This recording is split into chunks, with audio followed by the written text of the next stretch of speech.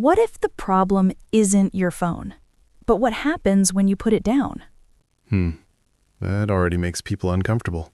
I think so too, because most of us don't actually wake up and choose our mornings anymore. We inherit them. The alarm rings, your eyes open, and before your brain even fully arrives in the day, your hand is already moving. You reach for the screen. Notifications, messages, social media, news, videos, instant noise, instant distraction, instant escape. And it feels normal, almost necessary. Exactly. We tell ourselves it helps us wake up, helps us relax, helps us start the day slowly. But if that's true, why do we feel anxious even before we get out of bed?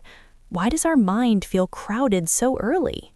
Because we didn't start with ourselves. We started with everyone else. Yes, before your own thoughts, you already saw someone else's life, someone's achievement, someone's progress, someone's confidence, and suddenly your brain begins comparison before your feet even touch the floor. Your mindset shifts from presence to pressure in less than a minute. And for people learning English, it gets even stronger. You open a video, you hear fluent speakers, perfect pronunciation, confident conversations, and immediately you measure your fluency against them. Right, and it creates a quiet narrative in your head. I'm slow, I should be better, I'm behind. But here's the strange part. The anxiety didn't start because you were learning English. It started because you never gave your mind a calm moment before the comparison arrived. So the phone isn't just information, it's a trigger. Yes, a digital habit that interrupts silence, because silence is where thoughts begin, and thoughts can be uncomfortable. Doubts about growth, career direction, confidence, progress, identity. The phone gives your brain a faster option. Don't think, just scroll. Which means maybe people aren't addicted to screens. They're avoiding something deeper. They're avoiding sitting with themselves, that small, quiet space in the morning where your real emotions appear. And when we constantly replace silence with stimulation, our mind never learns how to be calm. It only learns how to be distracted. And that might be why people, even after hours online, still feel mentally tired. Exactly. Because distraction reduces awareness, but it doesn't resolve anxiety. It pauses it. Then it comes back stronger later, during studying, during conversations, during English learning, during moments that actually require focus and confidence. So maybe the real question isn't how much you use your phone. Maybe the real question is, what are you trying not to hear when everything goes quiet? And that's where this conversation really begins. Hey, before we keep going, can we pause for a second? Yeah, because if what we just described sounded a little too familiar, you're probably not the only one feeling it right now. Exactly. And honestly, sometimes just realizing that other people also wake up and immediately reach for their phone, that already brings a little relief. So if you're listening and you're thinking, okay, this is me, you can let us know you're here. Leaving a like on the video actually helps this conversation reach other English learners who feel the same morning pressure but don't know how to talk about it. And we really want to hear from you. In the comments, just write yes if you've ever grabbed your phone before even getting out of bed. No long explanation needed. Just yes. You'd be surprised how many people will recognize themselves in that one word.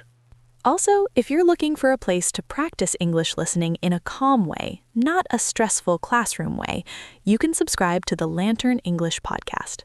Here, we focus on fluency, but also on mindset.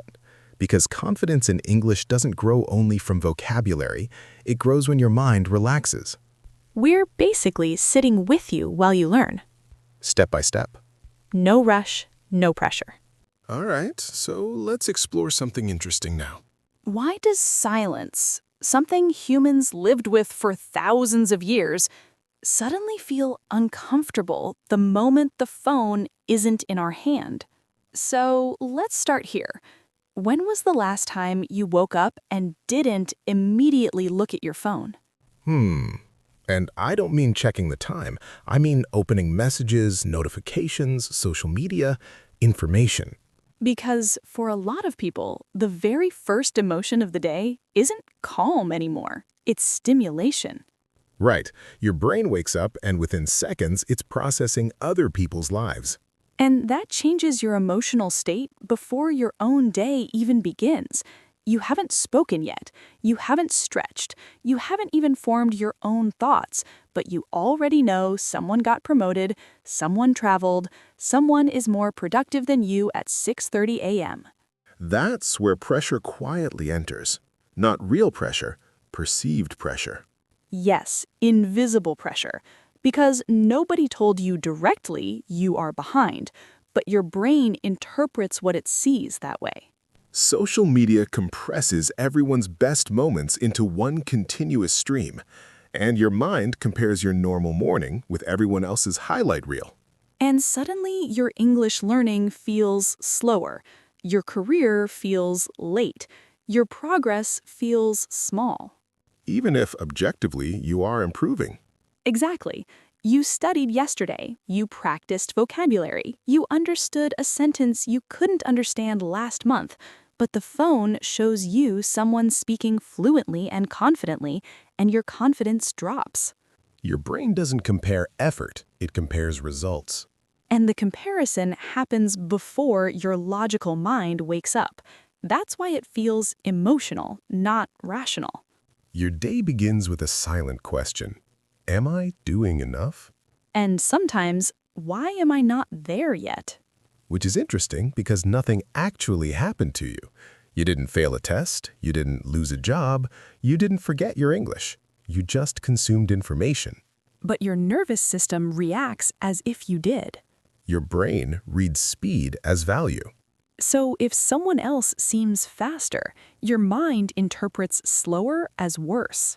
Even though growth, especially language fluency, rarely follows a visible timeline. And this is why the phone feels comforting at the same time it creates anxiety. Yes, it gives you connection, but also comparison. It distracts you from your thoughts, but it also plants new ones. So the real question isn't only why we check our phone. It's why our mood changes after we do.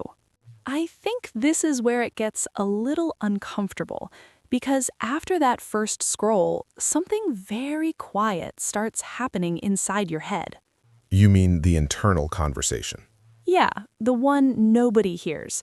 Not your friends, not your coworkers, just you. The self-talk. Exactly. You see someone speaking fluent English online, and suddenly a sentence appears in your mind. I should be better than this. And it doesn't feel like a thought, it feels like a fact. Yes, and then another one. I'm too slow. Or, I wasted time. That one hurts, because people don't just compare skill, they compare timelines. Right. You don't say they practiced more, you say they got there earlier. And then comes the really heavy one. Other people are more disciplined than me. Which creates shame, not motivation. Yes, because discipline sounds like character, so your brain translates slow progress into a personality flaw. Instead of a learning process. And language learning is especially vulnerable to this. English fluency is visible. You either speak smoothly or you hesitate. And hesitation feels public, even when you're alone. You replay conversations in your head. Why didn't I know that word? Or I sounded stupid. Even though the other person probably didn't think that at all. But your brain edits reality. It highlights mistakes and hides progress. That's an important point. Your mind rarely tracks what improved. It tracks what felt uncomfortable. Which slowly erodes confidence. And here's the deeper question. Yeah? When did you start measuring your worth using someone else's timeline? That's a heavy question. Because language learning became more than learning English. It became a way to judge yourself. Your mindset changes. Instead of building, you start evaluating. Every study session becomes a test you think you're failing. So even real growth feels insufficient. You understand more podcasts now. You read faster. You recognize phrases you couldn't before, but your brain says, still not enough. The pressure isn't coming from teachers anymore. It's coming from you. And ironically, that pressure slows learning. Yes, anxiety interrupts memory. Confidence supports fluency, So the very thoughts meant to push you forward keep you stuck. which makes people escape. Back to the phone. Exactly. Not because they're lazy, but because silence leaves space for self-judgment. And that's why this isn't only about digital habits. It's about what you hear when everything gets quiet. So after all that, after the comparison, the pressure, the self-judgment, something else quietly appears. The realization? Yes, the one nobody posts about. Growth is quiet. That's true. Nobody uploads the moment they repeat the same English sentence 10 times alone in their room. More the day they studied for 25 minutes and felt nothing change. Exactly. No one shares failed attempts. No one records hesitation. No one films the moment they forgot a word they knew yesterday. But that's actually the real learning process. Yes, but online we only see performance, not building.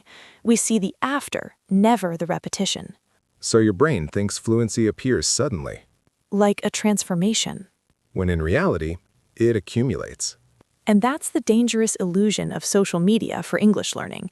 It edits out the most important part, the slow progress. People don't show the 300 listening sessions before they understood a podcast naturally. Or the hundreds of uncomfortable conversations before confidence appeared.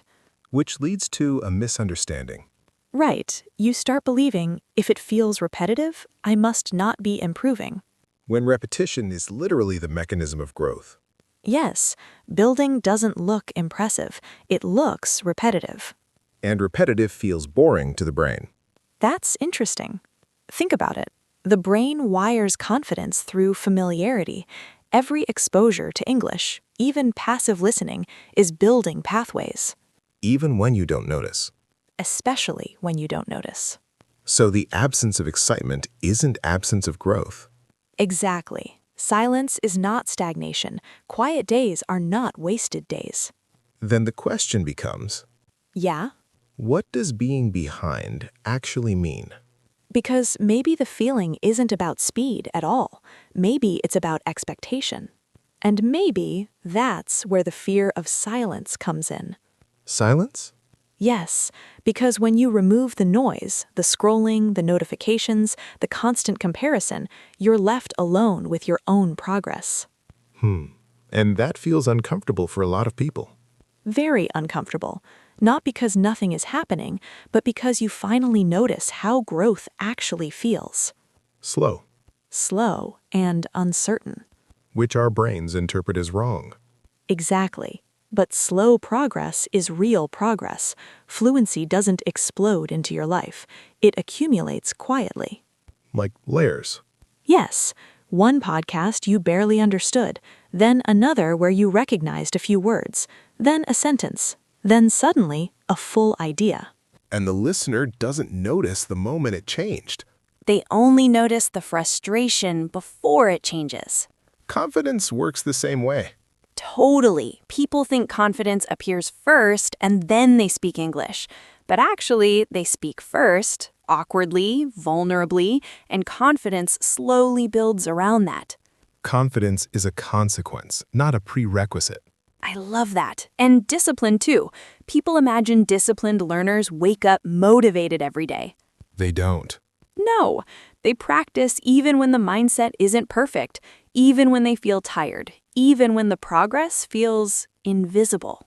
So what you're saying is the listener might already be building something. Yes, and they don't recognize it because they're expecting fireworks instead of construction. Construction is repetitive And quiet, and often lonely. but meaningful, because here's the truth. A lantern doesn't light the entire mountain. Only the next step. Exactly. English learning works like that. You don't need total fluency today. You need one more understanding than yesterday. One more moment of courage. One more attempt, one more listening session, one more word recognized. That's how confidence forms. So slow progress isn't a problem. It's the system. And vulnerability is part of it. Yes, every time you listen, even though you feel lost, every time you try to understand, every time you stay instead of quitting, you're building. And maybe the listener thinks they're stuck. But actually, they're stabilizing. That changes the entire mindset. Because now the question isn't, why am I not fluent yet?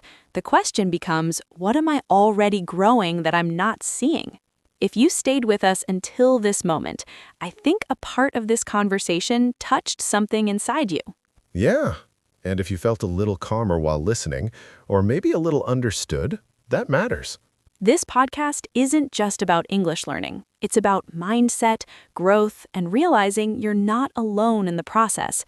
And honestly, building fluency takes time, but it feels very different when you walk it with someone. So if this episode helped you breathe a little easier, consider subscribing to the Lantern English podcast, because these conversations are designed to grow with you, your listening, your confidence, and your understanding. And we'd really love to hear from you. In the comments, write this exact sentence.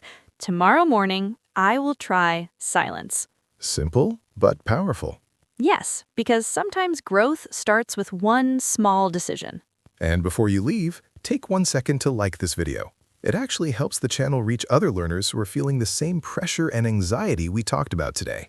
You might not realize it, but your like can put this episode in front of someone who needed to hear it tonight. And if you look right now on your screen, you'll see the next episode waiting for you.